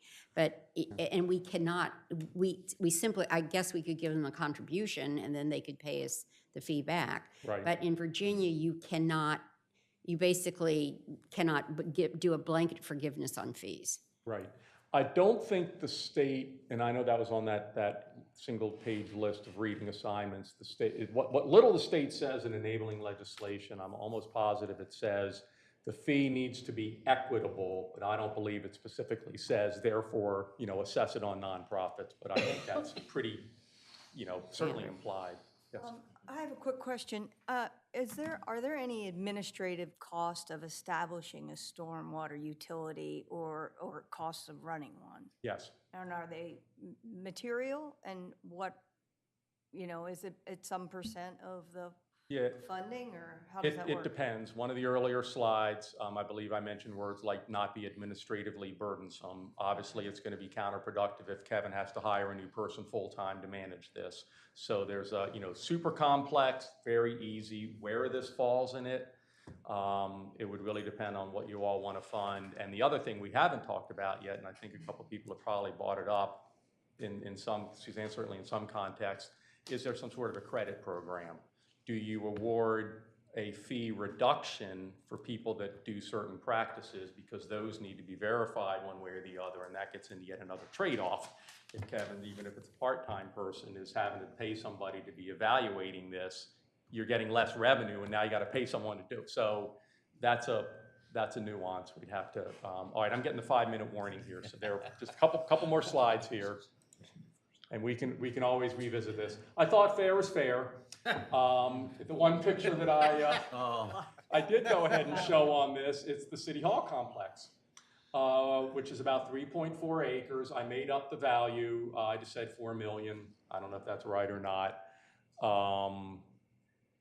So actually, come to think of it, I don't know if the city probably doesn't pay a property tax to itself, but it is about 133,000 square feet. So you can see the city could have a pretty big check to write to itself. That'll be yet another discussion we have, not only about the roads, but the city property itself. Again, back to Newark, and I guess I'll preface this, I don't want to do too much on Newark, but Newark does not worry about the roads. They don't assess it, but they do literally have a fund-to-fund transfer for City Hall, the wastewater plant, et cetera, which I thought was pretty good.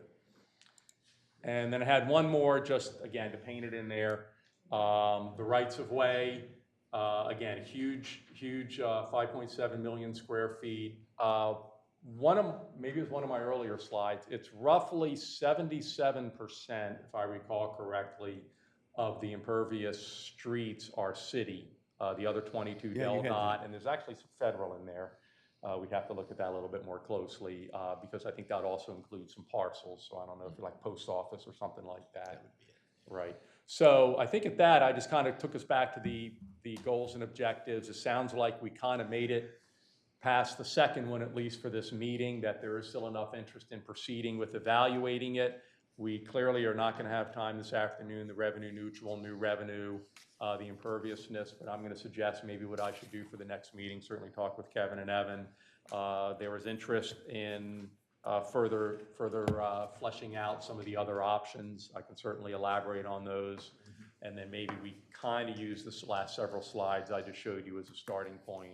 Maybe if we can work with the finance director and get some, say real numbers, I think that would be, because if nothing else, I want to show bigger picture. If it's coming out of property taxes, what percentage of that is coming from single family homes, commercial, et cetera, and in a stormwater utility, what that percentage would be. I think that's part of your education, frankly. I think that would have to be very clearly stated. So I'll work with Kevin and Evan in the meantime, and still have a couple of minutes if we further questions. Has anybody that you're aware of, I know in Florida, they do in some communities require pervious streets. So asphalt, concrete, you know, and I'm wondering if anybody's doing that here. My personal opinion would be a pervious street would be a mess, because it's going to clog. There's no such thing as a maintenance-free stormwater structure. I've said that phrase 100 times. And a street, you'd have to be, they do make vacuum cleaners, believe it or not, for porous pavement. You'd have to be vacuuming it constantly to keep it, you know, from clogging up. That being said, I absolutely believe the city could, and this goes back to the credit program. In fact, that's one of the ways the stormwater utility started. When I first met you a few years ago on this impervious coverage, we were looking, is there a way that Rehoboth could incentivize people ripping out driveways and putting in porous pavement or doing this? And well, if you had a fee, they'd have an incentive to do it. So maybe not the exact example you use, but in a broader sense, stormwater controls, absolutely, I think. Again, personal opinion, that would have to be part of this, balancing the gain with the loss of revenue because you give a credit. My last question is, you're aware, I'm sure, because you live in Delaware, that ACLU has a ruling, they won their case, and taxes are going to be raised, property taxes from the schools. And I don't know when is that starting. Do you know at all? Because all of us. Reassessments, I think. Yeah, all of us pay Sussex County taxes. Our taxes are not just City of Rehoboth, but they're Sussex too. Right. And our Sussex County taxes, I would very well imagine will be going up. And I can't remember, I don't know if anybody else remembered. They're reassessing They're as we reassessing now, speak, so, but and that, they have to raise the rate because of they lost a lawsuit. So I just know that we probably don't want to come out at the same time. When you're talking about, public information, you probably want to know when that's going to happen. Probably not much. Those guys all want to keep their jobs. So, But you mean these guys? no. Yeah, we don't. Guys in the county, Oh, no, I mean, they're required to by the court. yeah, They lost. So probably won't go up much. I don't anticipate very much. Do you? I don't know the terms of Those guys the all want to court keep their thing, jobs. It may not be too much. But they have to do It'll it. be a little bit. They have to reassess. I don't know. They have to reassess, no, they have to raise them Yeah. to they do? contribute more to the schools, yeah. I mean, They'll do oh, yeah. a city On- reassessment. and drop On that note, I think we'll shut it down. And there are, we don't have, our citizens are all gone, so we don't have any citizen discussion. And the next meeting is 7 June. And if no one has any immediate need, I declare this meeting adjourned. I have Thanks, everybody. It I was a have great parking meeting. passes for each of you for next meeting, because it'll be Oh, pay that's to right. park out back, hopefully we won't have our a Impervious, bridge club here, but please is come that by.